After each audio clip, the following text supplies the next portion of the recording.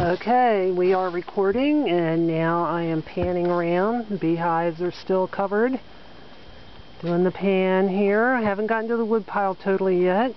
Oh, there's the neon. A previous car lump has been dug out. There is the Jeep dug out, walking down the steps. And we can see that we have done quite a bit of digging out. Oh, there's Emmett's car, barely showing, but that'll be dug out at some point, probably not for a while because he doesn't have four-wheel drive, so he's not going anywhere.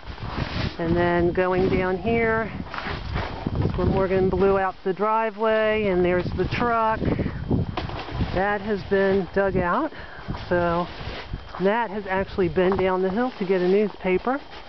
So we're panning back around, and there it is, giant lumps of snow. And there's the deck, been cleared off, and the pathway for the snowblower. That's it. Lots and lots of snow.